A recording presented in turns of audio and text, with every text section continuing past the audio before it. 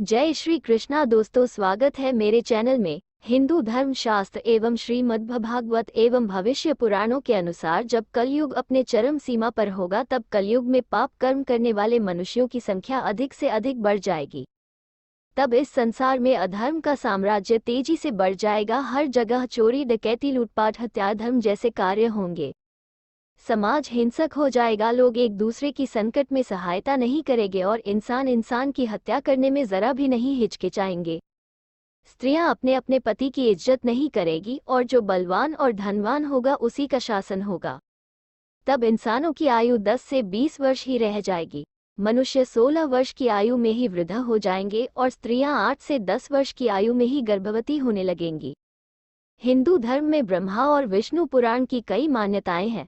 पुराणों के अनुसार माना जाता है कि कलयुग खत्म होने के बाद दुनिया समाप्त हो जाएगी। विष्णु पुराण में इसका वर्णन मिलता है, जिनसे पता चलता है कि सृष्टि अपने अंत के करीब है। आप सभी से विनम्र निवेदन है, आगे बढ़ने से पहले हमारे चैनल को सब्सक्राइब कर लें। आइए जानते हैं कि गरुड़ पुराण के अनुसार में कलयुग के अंत का स्वरूप कैसा होगा। कलयुग ऐसा चिन्ह जिससे पता चलता है कि सृष्टि का अंत नजदीक है। हिंदू धर्म के मुताबिक जीवन चक्र 4 अवधियों में चलता है: सतयुग, त्रेता युग, द्वापर युग और कलयुग। ऐसा माना जाता है कि हर अवधि को पूरा करने के बाद दुनिया का नाश हो जाता है। कर्म धर्म का तराजू, इसके अनुसार हर युग में धर्म और कर्म की पवित्रता खत्म होती जाती है। ब्रह्मा और विष्णु पुराण के अनुसार इंसान खुद ही सृष्टि के विनाश का कारण बनेगा। पवित्र त्रिदेव की तस्वीर। हिंदू धर्म के अनुसार त्रिदेवों के कार्य पहले से ही निश्चित है, जैसे ब्रह्मा जी सृष्टि की रचना और भगवान विष्णु सृष्टि का पालन और भगवान शिव सृष्टि को नष्ट करने का उत्तरदायित्व निभाते हैं। ब्रह्म पुराण, विष्णु पुराण और भविष्य पुराण की भविष्यवाणियों से लेकर गरुड़ पुराण में कर्म और उनके परिणाम तक बहुत कुछ हमारे सामने लाया जा चुका है। लेकिन ये भविष्यवाणियां सुनकर शायद आप बिल्कुल चौंक जाएं। कलयुग समय चक्र। बताया जाता है कि कलयुग सबसे आखिरी युग है, इसलिए हमें अपने सभी कर्मों का फल इसी युग में भुगतने पड़ेंगे। जब कलयुग की समाप्ति होगी तो निश्चित रूप से चौंकाने वाली चीजें धरती पर घटित हो रही होंगी।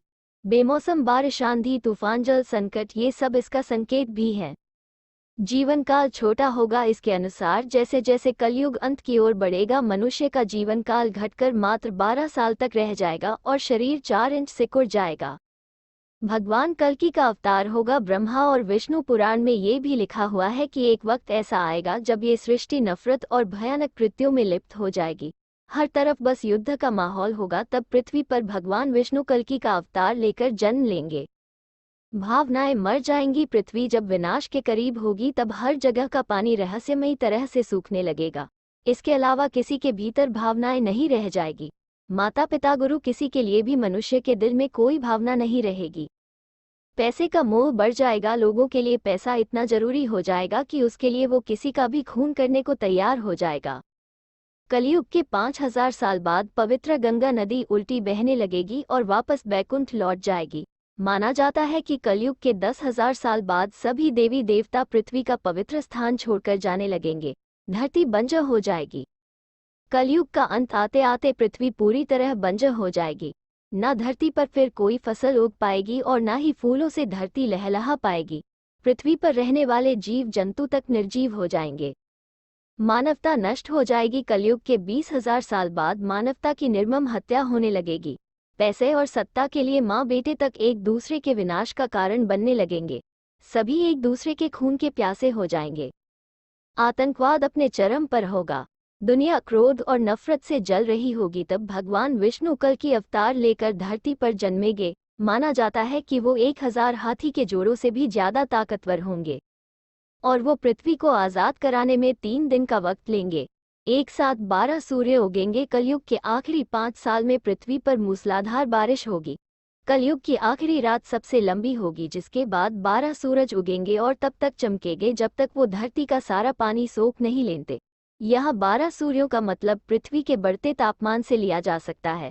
ऐसी रोचक जानकारी के लिए चैनल को सब्सक्राइब करें। धन्यवाद।